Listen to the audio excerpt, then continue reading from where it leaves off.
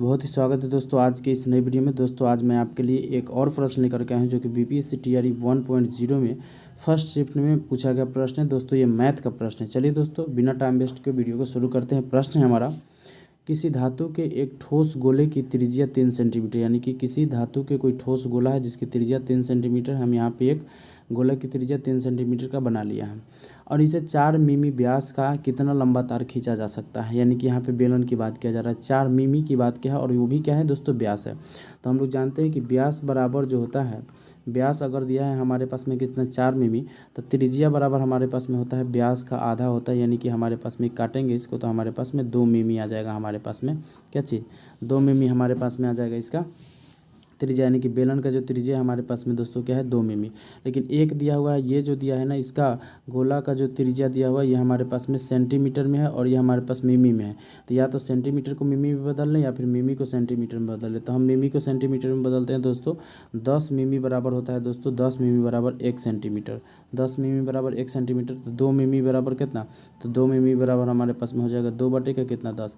यानी कि इसको काटेंगे तो हमारे पास में आ जाएगा 0.2। या तो हम इतना लिख लें या फिर हमारे पास में ये क्या हो जाएगा, हम इतना लिख सकते हैं या फिर हम इसको 2 बटे का 10 रख सकते हैं।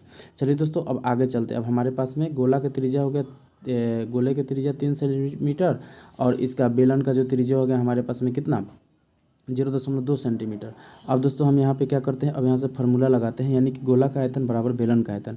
तो गोला का आयतन हमारे पास में होता है 4/3 पाई आर क्यू। उसके बाद बेलन का आयतन होता है पाई आर स्क्वायर एच। अब देखिए यहाँ पे दोस्तों हम क्या करेंगे, यहाँ पे दोनों का मान रखेंगे। तो इसका जो त्रिज्या था कितना था, 4/3 अगुने पाई, दोनों में है तो पाई को भी हम रहने देते हैं, पाई के पाई अगुने त्रिज्या। यानी कि त्रिज्या इसका कितना था, 3 मिमी था। तो यहाँ पे हम 3 को लेकर के यहाँ पे पावर में क्यू है तो पावर में क्यू बराबर पाई है तो पाई इसमें भी रहने देते हैं बराबर आर स्क्वायर। अब आर के स्क्वायर के जगह पर हम यहाँ पे क्या कर सकते हैं, तो यहाँ पे हम ऐसे लिख सकते हैं इसको कि 2/10 या लिख सकते हैं या फिर गुना में 0.2 के स्क्वायर है तो स्क्वायर, गुना में यहाँ पे हम एच लिख सकते हैं। अब यहाँ पे दोस्तों हम देखेंगे तो क्या लिख सकते हैं यहाँ पे, अब हम यहाँ पे एच बराबर ऐसे कर सकते हैं या फिर एक बार और लिख लेते हैं इसको, 4/3 गुने का कितना, पाई है तो पाई गुने का, इसको हम ऐसे लिख सकते हैं 3 गुने 3 गुने 3, इसको लिख लेंगे बराबर, इसको हम लिखेंगे क्या चीज़, पाई गुने 0.2 गुने 0.2 गुने के कितना है, एच। अब इधर से एच वाले को हम ऐसे भेज देते हैं, इसको यहाँ से हम लिख लेते हैं सीधा एच बराबर,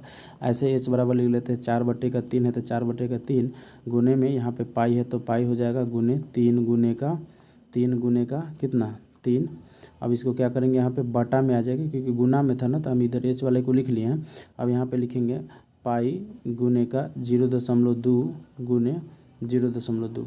अब देखिए अब क्या करेंगे दोस्तों, यहाँ पे भी दशमलव है तो इसको दशमलव हटाएंगे तो यहाँ ऊपर में भी गुना क्या करेंगे, 10 से गुना करेंगे, इसमें से दशमलव हटाएंगे तो ऊपर में क्या करेंगे दोस्तों, 10 से गुना करेंगे, हमारे पास 2 हो गया और ये हमारे पास में कितना हो गया दोस्तों, तो ये हमारे पास 0. अब दशमलव नहीं है, दशमलव हटाने के लिए हम ऊपर में 10 से गुना कर दिए।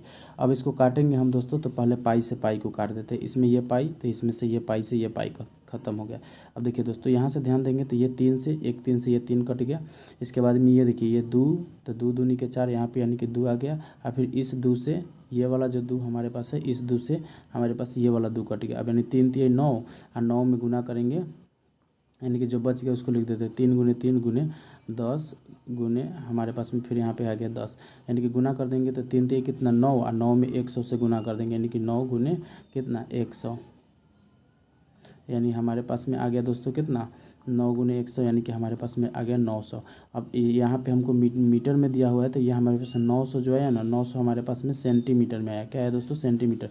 तो सेंटीमीटर को मीटर में बदलने के लिए हम क्या करेंगे, तो यानी कि 900 आया ना, तो 900 को हम क्या करेंगे, 900 को हम यहाँ पे 100 से भाग कर देंगे, यानी कि 2 0 से 2 0 कट गया, यानी कि इसका आंसर क्या हो जाएगा दोस्तों 9।